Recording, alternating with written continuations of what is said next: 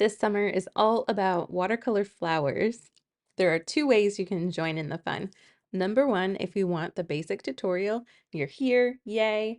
Follow along with the video, paint your flower with me, and subscribe so you don't miss the other flowers that are coming out every week this summer. Option two, join Painting Through the Seasons, my new course that's all about painting watercolor flowers, but you'll get extra instruction on how to sketch your flowers, how to mix your watercolors, watercolor techniques each week. It's going to be a lot of fun. So if you want that extra guidance, scan the QR code to join me today. Now let's paint some flowers. To start our hydrangea, I'm not going to use a sketch today. I am instead going to use a cool technique using some cling wrap. And so you can try this with me. I'm going to make a puddle of indigo and some cerulean blue and lunar black. I'm using lunar black on purpose because it is a granulating color made by Daniel Smith. And granulating means that it will add some extra texture into my paint, and it just turns out really cool. So just make a big kind of wobbly oval that's pretty wet and mix up various bits of your indigo, your cerulean blue, and your lunar black. You can drop in some extra color if you want, and just get it to where it's looking pretty wet and colorful for you on your page.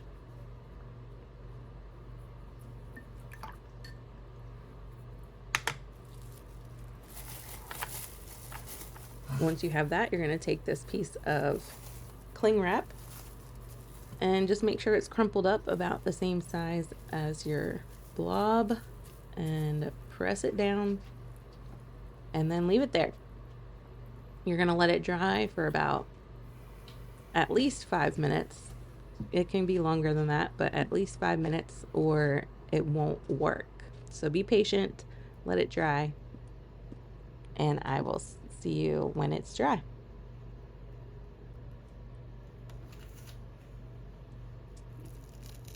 This has been drying for about 5 to 10 minutes, so I'm going to peel it off. So cool. You can see that it has allowed the color to pool and disperse in different places, which gives it that super cool color. It doesn't have to be completely dry for it to work. It just needs to be partially dry for the pigment to stay in place. Now, since that part is wet, I'm gonna put my base layer of paint down for my leaves. I'm gonna use Perylene Green and Green Apatite Genuine. And I'm using the Green Apatite Genuine because it is a granulating color. And since I mixed Lunar Black, which is a granulating color, into my mix for the flower, I'm going to use Green Apatite Genuine in the leaves to get some texture down there too. When you look at a hydrangea leaf, it's got some rough edges, so you want to mimic that with your brush. Just wiggle it as you're making the shape and start filling it in with color. You can make it darker or lighter based on how much paint you have on your brush, and you can always add in more paint while it's wet to get some different variations in color in your leaves.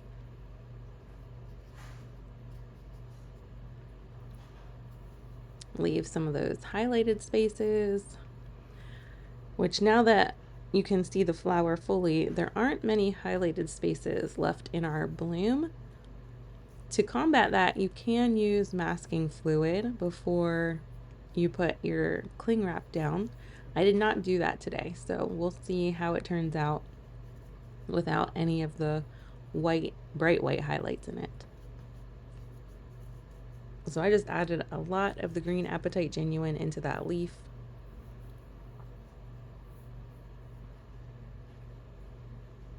You can see each leaf looks different, which is exactly what you're going for, because when you look at nature, every leaf is different.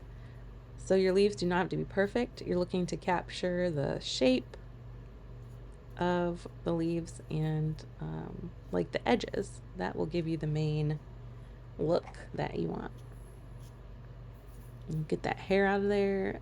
Okay, I cannot get it. I'm gonna wait till it's dry and then I'll pick it out. But just dip some extra color in there if you want, or dip some extra water if you want a lighter spot. Other than that, we'll let this dry and move on. So here is the first layer of the hydrangea dry. You can see there's some pretty cool texture effects in the leaves, and that is just from using the green apatite genuine color that granulates. It's one of my favorite colors. And then of course in the flower we have the cool effects from our cling wrap. So now we're going to add some definition with some more petals in the flower.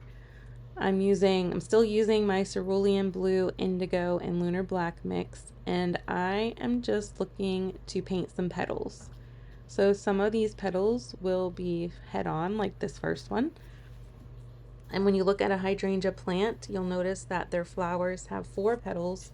They have smooth edges, but they also overlap and they face different directions. And so you want to make sure that your petals are different shapes and sizes to give that effect of the petals moving in different directions. So really you're just going to go around what you already did and add different petal shapes.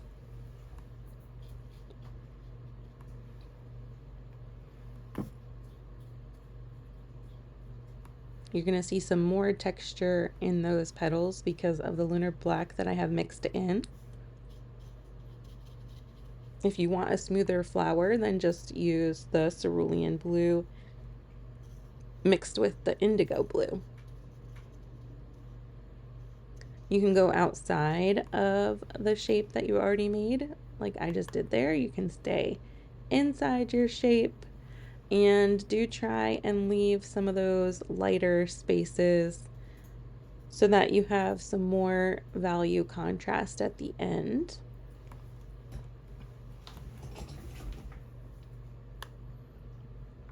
That color really is a pretty blue. I don't want to cover up all of that cool effects that I had, so I'm doing kind of a lighter paint layer there at the top.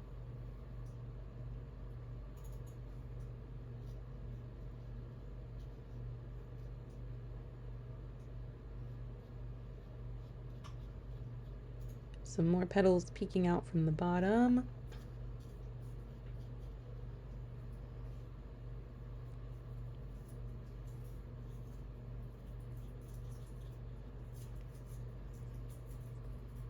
Try not to overwork it. I know it's hard. I think that, see, it is hard to stop. I keep looking at these spaces. I'm like, oh, well, I need another petal there. But remember that you have another layer coming. So you can actually add more petals if you want to in the next layer. So make sure you don't overwork your piece too much. We also need some more definition in those leaves, so let's add an extra layer there. Still using the Perylene Green and the Green Apatite Genuine. You can see how much texture you can get from that color. It is such a fun color to play with. I definitely recommend getting that one. And let's just make our stem a bit darker. Most of the time you'll see leaves are darker where they are closer to the stem and lighter further out. So I'm just trying to add a little bit of that effect going on in this leaf.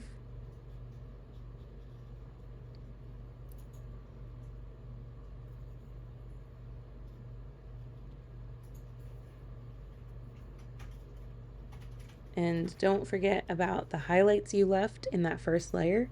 Don't go over all of them, keep some of them around.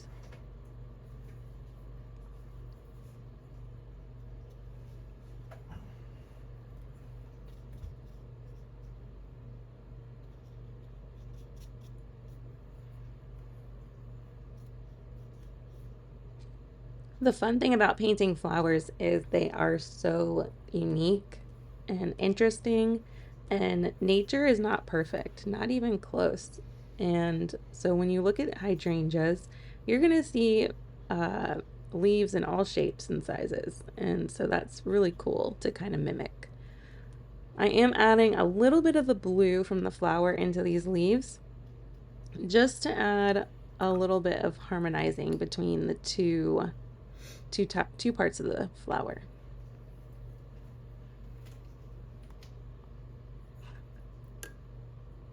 So we'll let that dry and move on to the next layer.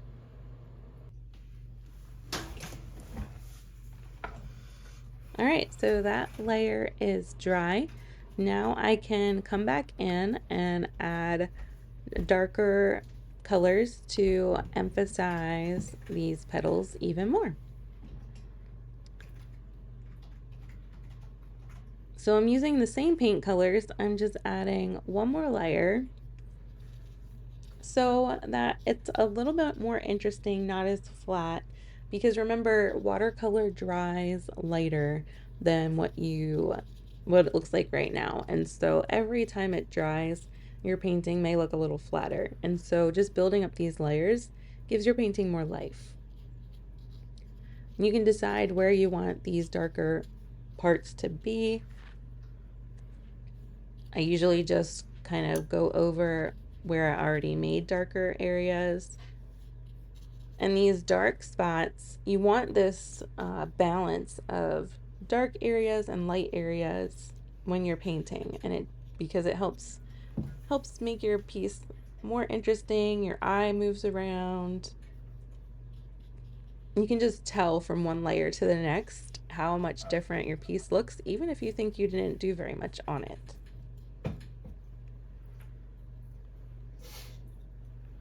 And again, that granulation, that texture is coming because I am mixing lunar black in with my blue colors. It's so cool. You can really see the texture in person, and you can see it pretty good on this video. If you look at the leaves, that texture came out really, really good.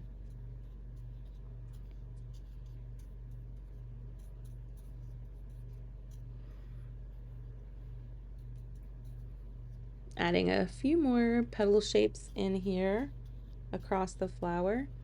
And you can see I really tried to keep that first layer of saran or of cling wrap going, like allowing to peek through, because it was such a cool, that top left part of it looks so cool. So I wanted to leave most of that showing.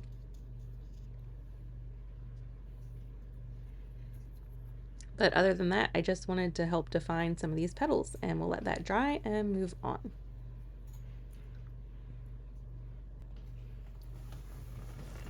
Okay, that previous layer is dry, so now this will be our top layer. I'm gonna add some splatter and some detail work just to make this a little more interesting. In the center of the blooms, when you look at a hydrangea, you'll notice a darker spot, and so if you add these, it will help emphasize that what you painted was a hydrangea. You can see where the center of some of the blooms were, and in other parts of the flower, you're just going to put them where you want them.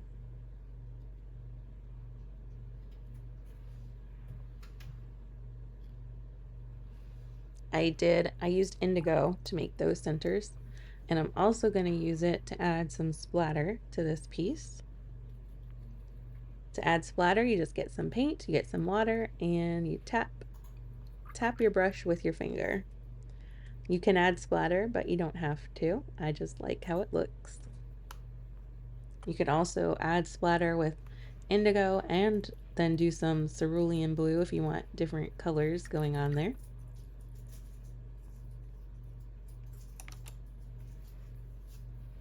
I also have Derwent Inktense pencils, which are watercolor pencils, but I'm going to use them here like colored pencils to add some line detail.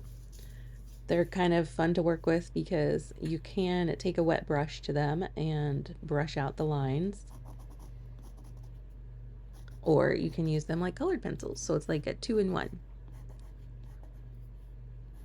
So I'm just going to add some of the leaf veining to these with my leaf green pencil.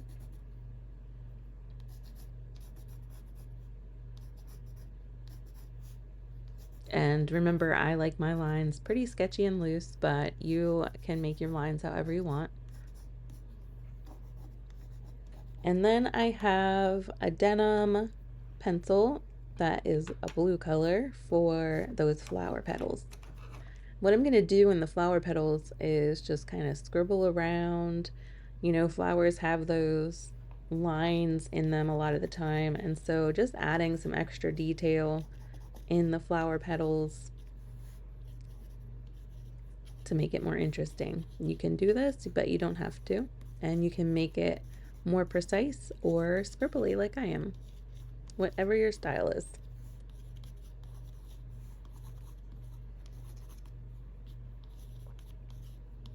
I'm just gonna fill in all those areas, and I like how these details turned out, and so that will probably be about it.